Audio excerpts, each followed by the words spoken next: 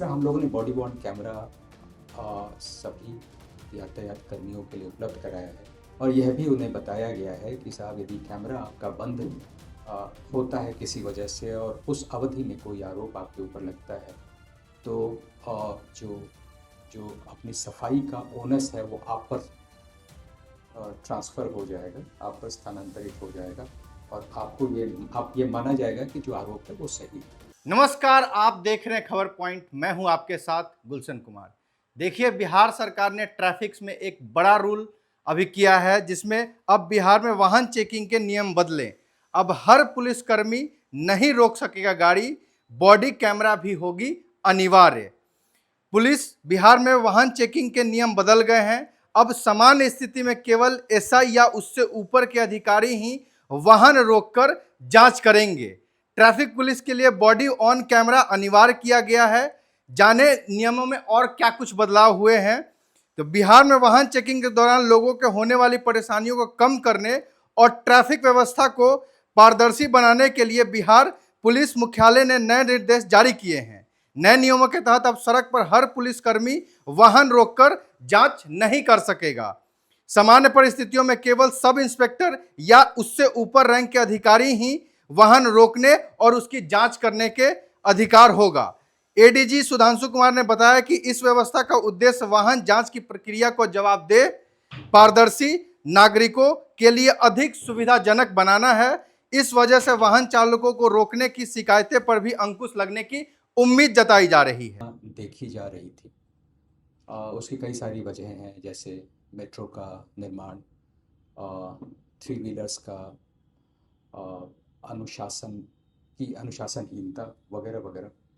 तो ऐसी परिस्थितियों में पिछले 29 जुलाई को, यानी 2 दिन पहले, यहाँ पर प्रतिनियुक्त सभी पदाधिकारियों को एसपी ट्रैफिक के साथ डीएसपी भी इसमें शामिल थे, उनको बुलाया गया और उनको एक प्रशिक्षण कार्यक्रम की तरह से आयोजित किया गया, जिसमें हमारे पुलिस महानिदेशक महोदय भी उपस्थित थे और उन्होंने भी सभी पदाधिकारियों को संबोधित किया।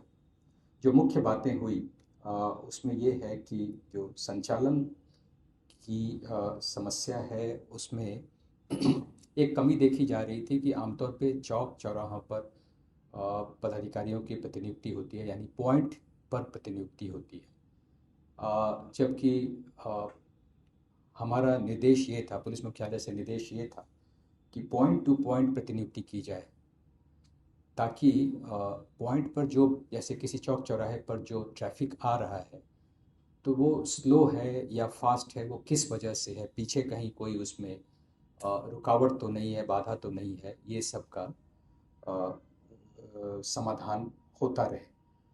तो इस क्रम में सभी पदाधिकारियों को पॉइंट टू पॉइंट बेसिस पर एक निर्धारित स्ट्रेच आइडेंटिफाई करते हुए उनकी प्रतिनियुक्ति की जा रही है और उनको ये जवाबदेही दी जा रही है कि उस क्षेत्र में सुगम संचालन हेतु जो भी आवश्यक कार्रवाई हो वो उसको सुनिश्चित करेंगे और इसमें जो कंसर्न डिपार्टमेंट हैं उनकी मदद लेंगे।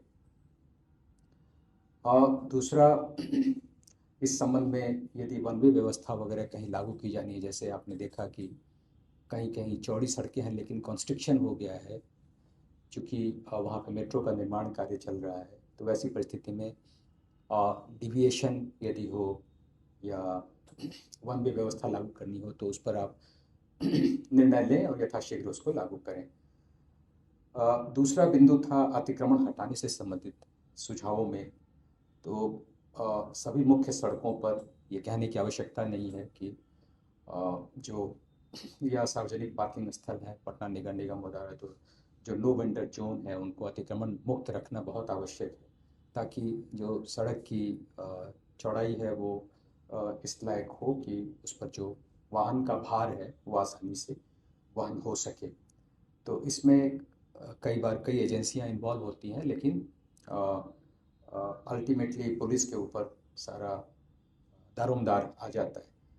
तो उनको ये डायरेक्शन दिया गया है कि आप संबंधित जो समन्वय है पदाधिकारी के साथ या एजेंसी के साथ वो करते हुए इसको लागू करें और कम से कम रोको टोको की जो नीति है उस पर कायम हो। यदि कहीं कोई लगा लेता है तो उसको टोकें कम से कम। आपके पास यदि पर्याप्त बल नहीं है तो टोकें और फिर एजेंसीज को बुलाएं जो उसके लिए रिस्पॉन्सिबल हैं और उसके माध्यम से इस पर लगातार काम करें। ऐसा नहीं हो कि ये वन टाइम कोई अफेयर हो और फिर से वो आकर के लगा लें, इस तरह का नहीं होना चाहिए। तीसरा, हम लोगों ने बॉडी वॉर्न कैमरा सभी यातायात कर्मियों के लिए उपलब्ध कराया है। ये इस वजह से दिया गया है ताकि काम में जो उनका कार्य है या कर्तव्य संपादन है उसमें ट्रांसपेरेंसी आए और उनकी अकाउंटेबिलिटी जो है वो बनी रहे। तो इसलिए उनको कहा गया है कि हर हालत में आप ड्यूटी के दौरान बॉडी वॉर्न कैमरा ऑन अवस्था में पहनेंगे।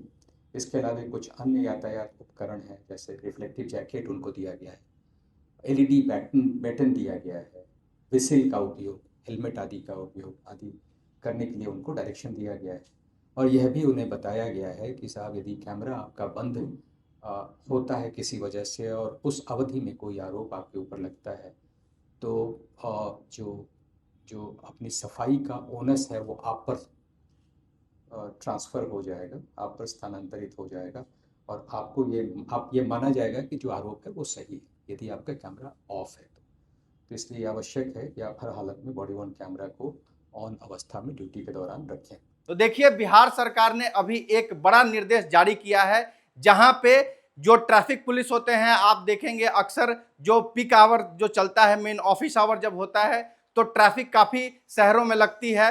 उसको देखते हुए सरकार ने बड़ा डिसीजन लिया है और अब उन पुलिस कर्मियों के बॉडी पे कैमरा ऑन होगा जो एसआई या उससे ऊपर रैंक के हैं। उससे नीचे वाले जो भी एएसआई या पुलिसकर्मी हैं, उनकी ड्यूटी बस इतनी होगी कि वो ट्रैफिक मैनेजमेंट को देखें, लोगों को रोकना, दस्तावेज चेक करना, पॉल्यूशन, इंश्योरेंस, बाकी जो भी दस्तावेज होती हैं व्हीकल से संबंधित, ड्राइविंग लाइसेंस, इन सब को चेक करने का जो ड्यूटी है वो एसआई से ऊपर रैंक के अधिकारी ही कर सकेंगे। और अगर इसमें ढिलाई पाई जाती है तो फिर संबंधित पुलिसकर्मी पे कार्रवाई भी करने का प्रावधान किया गया है।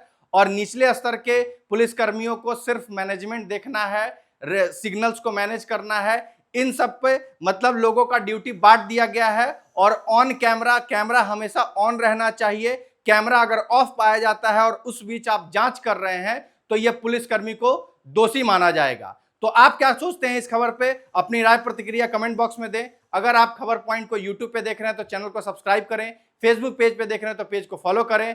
खबरें बने रहने के लिए आपका धन्यवाद।